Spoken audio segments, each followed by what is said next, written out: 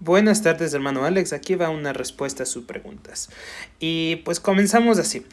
Dentro de los dones espirituales, dentro de la iglesia y la teología tenemos dos campos. Por el un lado tenemos el cesacionismo, que dice que los dones espirituales se acabaron en la era apostólica. Se acabaron en la era apostólica con el último apóstol, que estos dones espirituales sí existían, pero tenían un rol y un propósito dentro de ese periodo. Tales roles y función de estos dones espirituales era para ser la fundación de la iglesia, cuando las escrituras canónicas de toda la Biblia completa no existían. Entonces tenían esa función de ser la fundación de la iglesia y se acababan en la era apostólica. Y ya no continuaban como tal en los tiempos de hoy. Ese es el argumento del cesacionismo. Por el contrario, tenemos el continuismo, que dice que los dones espirituales como la profecía continúan hasta el día de hoy. ¿Ya? Para entender bien si los dones espirituales continúan el día de hoy o no, tenemos que estudiar cómo funcionaba la profecía bajo el antiguo pacto, en el Antiguo Testamento. Después viene Jesús y el nuevo pacto en el Nuevo Testamento. ¿Ok? Entonces, tenemos que entender lo siguiente. En el Antiguo Testamento, bajo el Antiguo Pacto, habíamos hablado que los profetas eran estos individuos que tenían ese encuentro personal con Dios. Eran llenos del Espíritu y ellos transmitían el mensaje de Dios directamente al pueblo. El mensaje que ellos transmitían era un mensaje infalible. ¿Qué quiere decir con infalible? Que lo que ellos decían era directamente las palabras de Dios al pueblo. Directamente lo que Dios decía a ellos era lo que ellos debían comunicar al pueblo. Y ese mensaje era infalible, es decir, era 100% verdad. Ellos cargaban con sí el mensaje y la autoridad de Dios mismo en el mensaje que ellos daban al pueblo de Israel. En otras palabras, rechazar a los profetas era como rechazar al mensaje de Dios mismo. Esto es importantísimo entender porque ellos cargan la autoridad y ellos cargan las palabras infalibles de Dios directamente. Voy a mostrarle unos ejemplos. Vamos a ver acá. Ezequiel, el profeta Ezequiel, carga la autoridad, la palabra infalible de Dios. Por eso él puede decir lo siguiente: porque así ha dicho Jehová el Señor. Él directamente carga las palabras directas de Dios. Así dice Jehová, Señor. Y lo que él dice es infalible. Zacarías, porque así ha dicho Jehová de los ejércitos. Como podemos ver una y otra vez, lo mismo. El mensaje de estos profetas, con P mayúscula, voy a ponerles, cargan esta autoridad infalible. Es directo el mensaje de Dios a los profetas del que transmiten al pueblo. Jeremías, así dijo Jehová. Entonces, este es un punto bien importante. Los profetas del Antiguo Testamento cargaban esa autoridad en sus palabras que era infalible. Su mensaje era infalible. Sin embargo, quiero que notemos esto, y esto es importantísimo. Bajo el nuevo pacto, el don de profecía luce diferente. Luce diferente. ¿Qué significa? ¿Que no hay o que hay? Significa que sí hay. Pero este cambia de manera que ahora es diferente a lo que equivalía en el tiempo de los profetas. ¿Ya? ¿Por qué decimos eso? Que el don de profecía sí continúa en un aspecto, pero es diferente. Para eso vamos a analizar los siguientes pasajes. Vamos a ver. Hechos. Hechos nos ratifica que el don de profecía como tal sí continúa. ¿Por qué? Estas son las palabras de Lucas acerca del profeta Joel, lo que él profetizó. ¿Y qué dice? Verso 17, en los postreros días, o sea, en los últimos días, en los días que vivimos hoy, desde que Jesús ascendió al cielo hasta que él regrese, nos dice Dios, derramaré de mi espíritu sobre toda carne. ¿Cierto? Sobre todos los hijos de Dios el Espíritu Santo va a ir. No como en el Antiguo Testamento que solo era a individuos seleccionados como los profetas. ¿Y qué dice? Vuestros hijos y vuestras hijas profetizarán.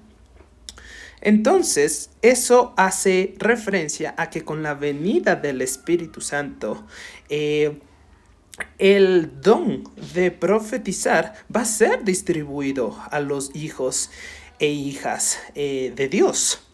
De hecho, no solo Lucas lo dice en el libro de Hechos, sino también en el libro de Corintios, el mismo apóstol Pablo ratifica lo mismo cuando él se refiere a los diferentes dones que Dios le dio a la iglesia, al cuerpo de Cristo. ¿Y qué nos dice así? Porque verso 8. Vamos, porque a este es dada por el Espíritu palabra de sabiduría, a otro se le da palabra de ciencia según el mismo Espíritu, a otro de fe por el mismo Espíritu, y a otro dones de sanidades por el mismo Espíritu, a otro el hacer milagros, y ¿qué más? Al otro profecía. ¿No es cierto? Entonces, no solo Lucas nos dice que con la llegada del Espíritu Santo los hijos e hijas de Dios van a profetizar, sino que Pablo nos ratifica que parte de los dones del cuerpo de Cristo es que a unos él va a dar este don de profecía. Entonces podemos ver que el Nuevo Testamento ratifica que la profecía de una manera va a continuar en el Nuevo Testamento. Pero es importantísimo que entendamos lo siguiente. Este don de profecía sí va a continuar. Y de hecho, Primera de Corintios 13, del 8 a 10 nos dice hasta cuándo va a continuar.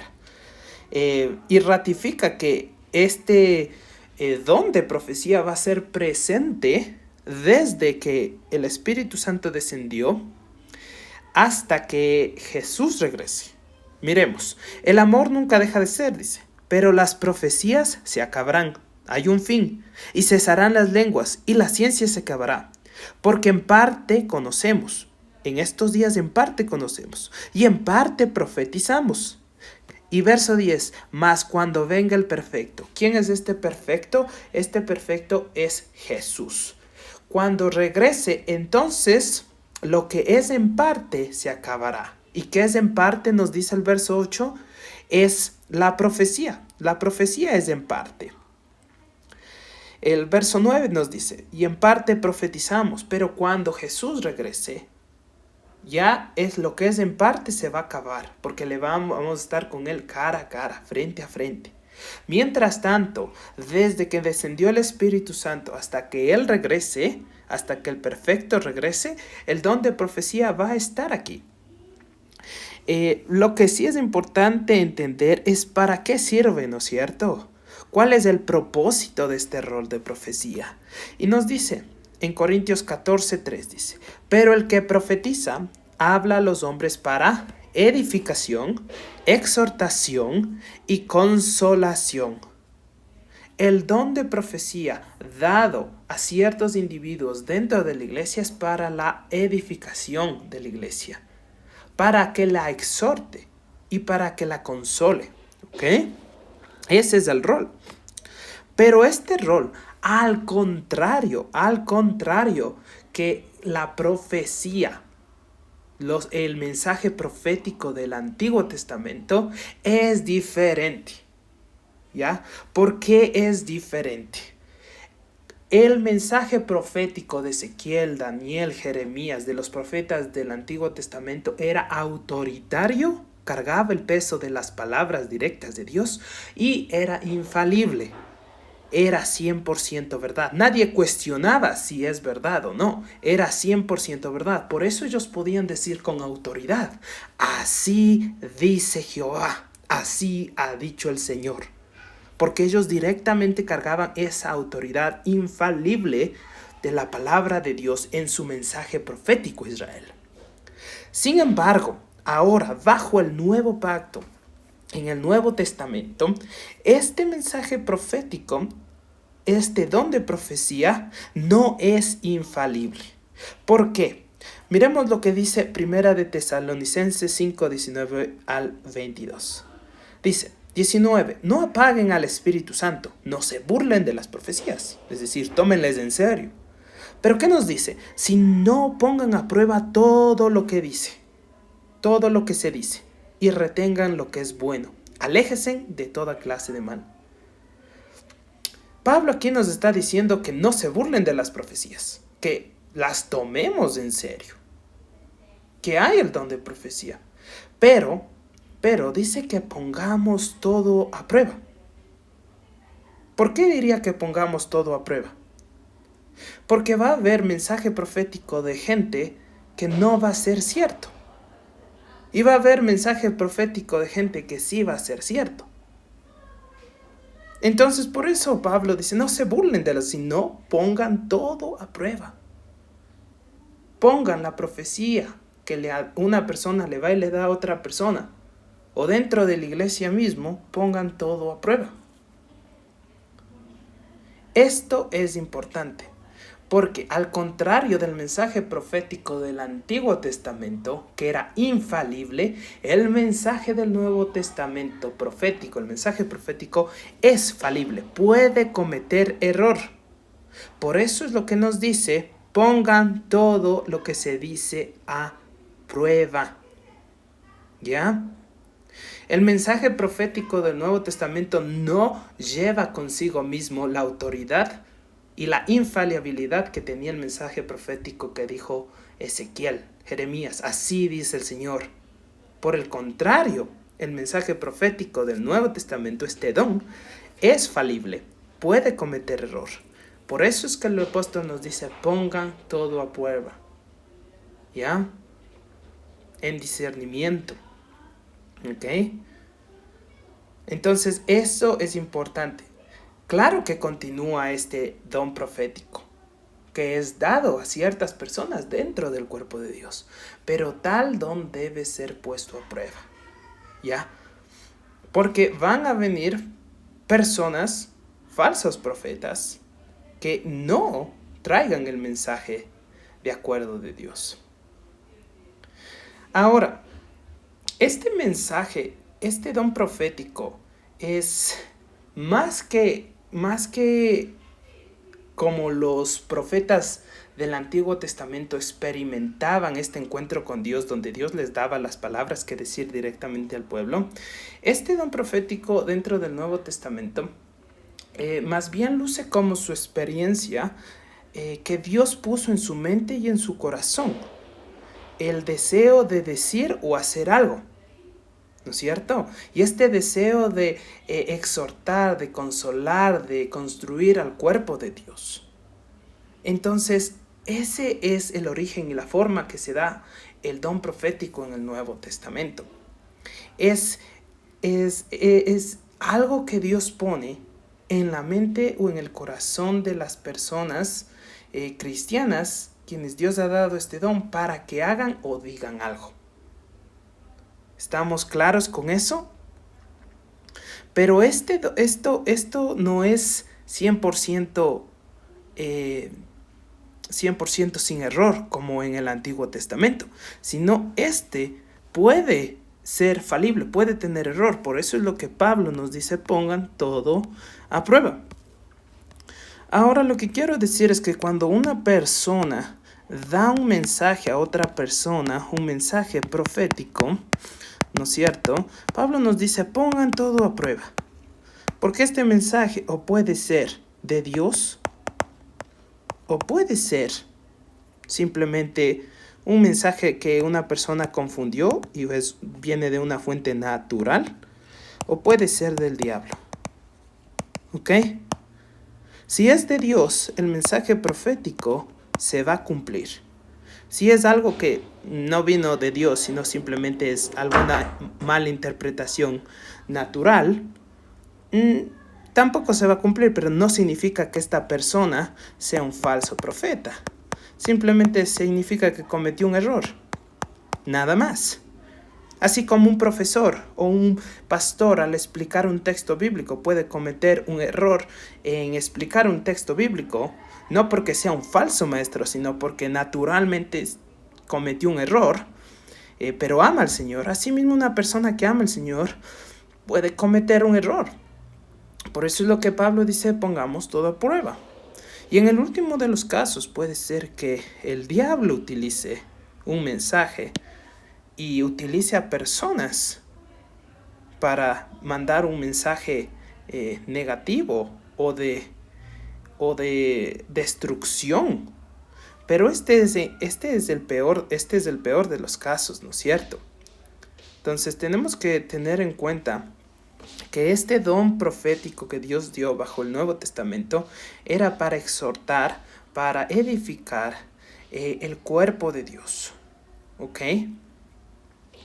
Entonces, por eso es bien importante poner todo a prueba, como nos dice el apóstol Pablo, que es muy diferente a cómo lucía la profecía o el don profético en el Antiguo Testamento, que cargaba esa autoridad y esa infalibilidad. En el Nuevo hay, pero esta es falible. Puede cometer error y como tal nosotros debemos poner todo a prueba.